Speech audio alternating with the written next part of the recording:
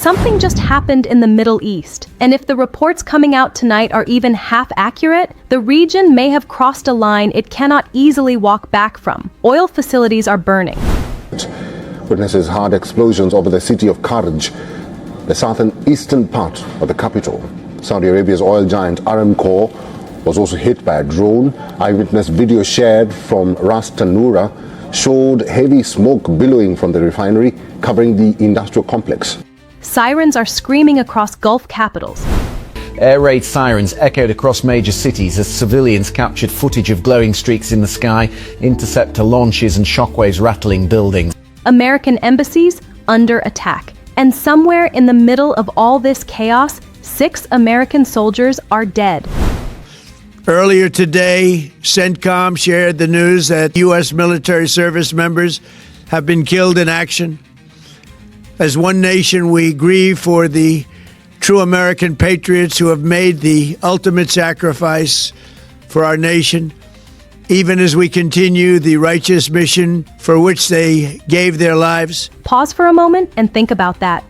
In geopolitics, numbers matter, but symbolism matters even more. Because when American troops die in a foreign attack, history tells us something else usually follows. Retaliation. Massive retaliation.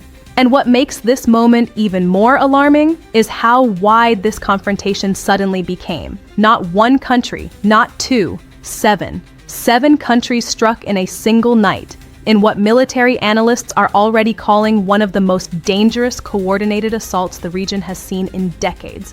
Jordan, Kuwait, Bahrain, Qatar, Iraq, Saudi Arabia, the United Arab Emirates, and of course, Israel. 8 countries now pulled into the same storm.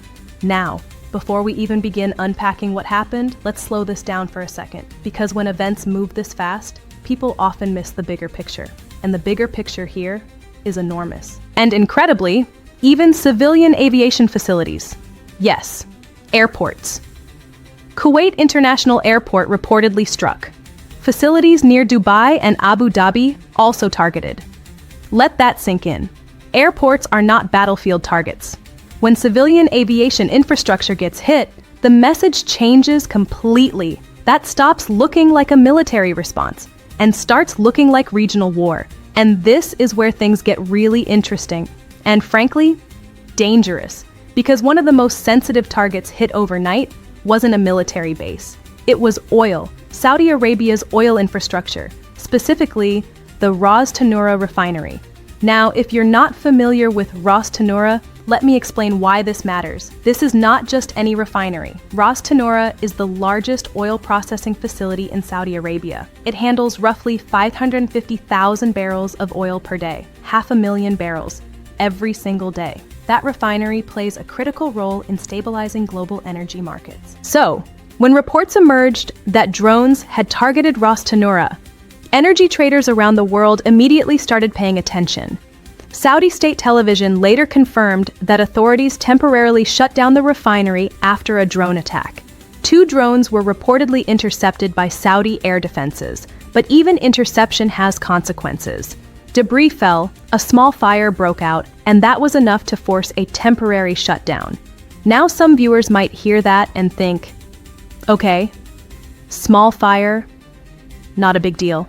But oil markets don't work that way. Just days before this refinery attack, another major oil facility was reportedly knocked offline. Iran's Karg Island export terminal. That facility handles roughly 1.8 million barrels of oil per day. Combine that with Ras Tanura's 550,000 barrels per day. And suddenly, you're looking at 2.35 million barrels of oil disrupted within just a few days. That's about 3% of global oil supply. 3% may not sound like much, but in the energy world, that is huge. Oil traders have a saying, small disruptions create big price shocks. So while missiles were flying, traders in London, New York, and Singapore were already doing the math. If the conflict spreads, prices spike. If shipping lanes get threatened, prices spike. If Gulf production becomes unstable, prices spike. And that brings us to another critical point in this story, the attack on American forces in Kuwait. According to U.S. Central Command, Iranian strikes on military positions in Kuwait killed 6 American service members. 6, not wounded, killed. Explosions reportedly shook areas near major U.S. facilities early Monday morning. Sirens blared across the capital, smoke rising near military zones, and reports emerging of drones striking near the U.S. Embassy compound. In the same wave of attacks, one Kuwaiti civilian was reportedly killed and more than 30 others injured. Now this is where the story shifts from regional tension into something much more serious. Because Kuwait is not just another Middle Eastern country. It hosts some of the most important U.S. military infrastructure in the Gulf: Camp ERUPTED, Ali al-Salem Air Base, Ahmed al-Jaber Air Base. Thousands of American troops operate from these installations. These bases support operations across Iraq, Syria, and the wider region. So, when those bases come under attack, Washington takes it personally, very personally. And when American soldiers die, the political pressure inside the United States changes almost instantly. Suddenly, it's no longer about deterrence, it's about response. And that's where the political dimension comes into play. Because under President Donald Trump, currently serving as the 47th President of the United States, the U.S. response doctrine toward attacks on American personnel has been very clear. If American troops are killed, retaliation is not optional, it's expected. And historically speaking, the scale of retaliation often grows with the scale of the attack. Which raises a serious question tonight. What exactly was Iran thinking? Now here's another development that makes this situation even more fascinating. Within hours of these strikes, reports began circulating that Hezbollah had been ordered to disarm certain positions. Yes, Hezbollah, the powerful Iranian-backed militia in Lebanon. Now that might sound like a small detail, but it's not. Hezbollah is often described as Iran's most powerful regional proxy. For years, they have operated as a strategic deterrent against Israel. So if Hezbollah is suddenly being told to stand down or reposition, that signals something unusual. It suggests Tehran may be trying to prevent the conflict from spreading into Lebanon, which would open an entirely new front. And believe me, nobody wants that front. Because if Israel and Hezbollah enter full-scale war, the entire region could ignite. Now step back for a moment and look at the chessboard. Iran launches attacks across multiple countries. Oil infrastructure gets hit, American troops killed, embassies targeted, civilian airports reportedly struck, energy markets shaken, military alliances suddenly on edge. And the biggest question of all now hangs in the air. What happens next? Does this spiral into full regional war? Or does diplomacy somehow pull the brakes before the next round begins? Because right now, one thing is certain. The Middle East has entered a very dangerous moment. And if the next decisions from Washington, Tehran, Riyadh, and Tel Aviv go the wrong way. Now let's go back to something we briefly mentioned earlier, Riyadh. Because while missiles and drones were flying across the Gulf, something extremely serious happened inside the Saudi capital. The United States Embassy in Riyadh was attacked. 2 drones, not near the city, not in the outskirts, right there, targeting American diplomatic facilities. The drones caused what officials described as minor damage. But again, that word, minor, doesn't really tell the full story. Because when a U.S. embassy becomes a target, the meaning is far bigger than the physical damage. Embassies represent the sovereignty of the country they belong to. So when those drones hit, Washington heard a very loud message. Immediately after the attack, the U.S. mission to Saudi Arabia issued a shelter-in-place alert. Americans in Riyadh, Jeddah, and Tehran were told to stay indoors, stay inside, avoid travel, remain alert. Think about that for a second. And the next set of numbers that came out of the United Arab Emirates tells us something even more shocking. The UAE Ministry of Defense released interception data, and the numbers were staggering. Their air defenses reportedly intercepted 165 ballistic missiles, 2 cruise missiles, and multiple drones, 165 ballistic missiles, in a single day, just aimed at the UAE. Pause for a moment and think about what that means. Ballistic missiles are not cheap. They are not improvised weapons. They are strategic assets. And launching 165 of them suggests something very important. Iran had far more firepower ready than many intelligence agencies previously believed. Now here's another detail that caught attention. Even though the UAE successfully intercepted most of those missiles, the interceptions themselves created problems. Fragments from destroyed missiles fell across major cities: Abu Dhabi, Dubai. Imagine the sky over Dubai for a moment. Missiles incoming, interceptors launching, explosions high above the city, fragments raining down. For residents watching from balconies or rooftops, it must have looked surreal.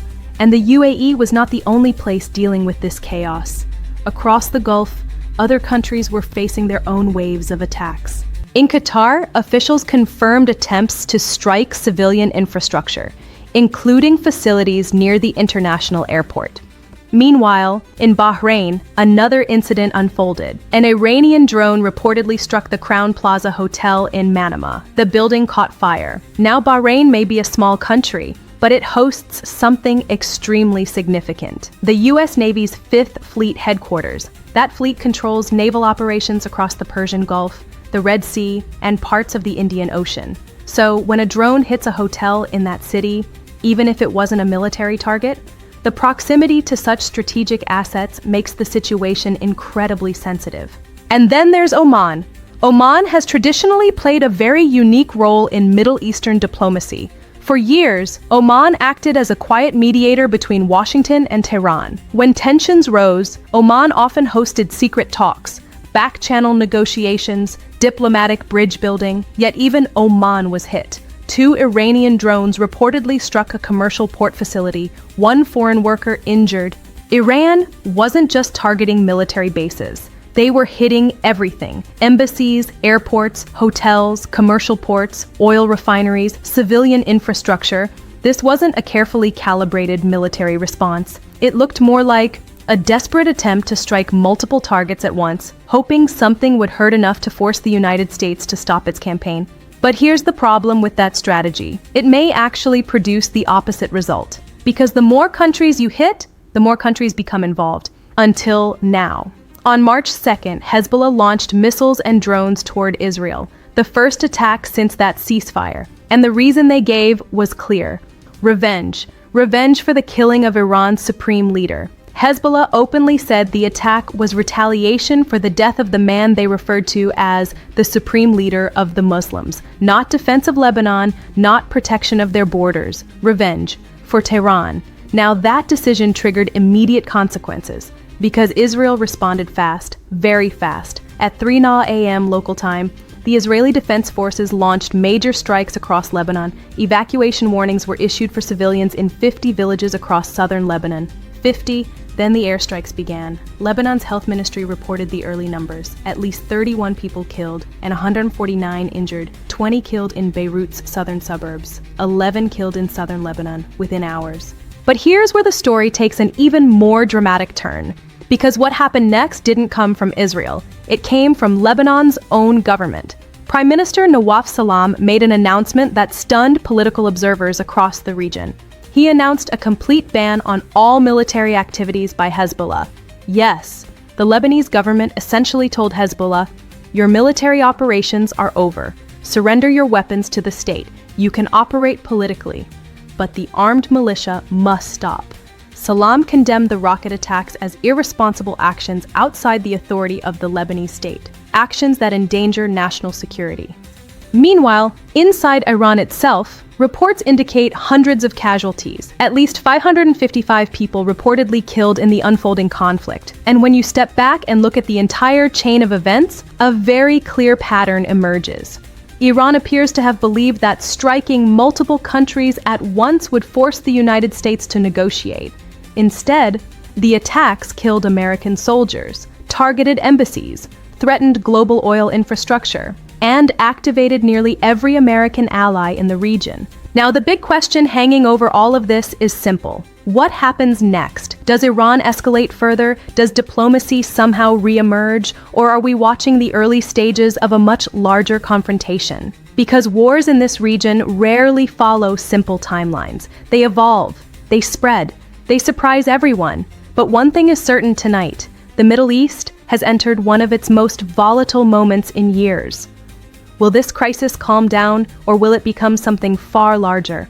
That question, right now, remains unanswered. But we want to hear from you. What do you think happens next? Will this crisis escalate into a wider regional war, Or will diplomacy find a way to stop it? Drop your thoughts in the comments below. If you found this analysis helpful, support the work by liking the video. And don't forget to subscribe to the channel so you can stay updated as this story continues to unfold. Because in moments like this, the situation can change overnight.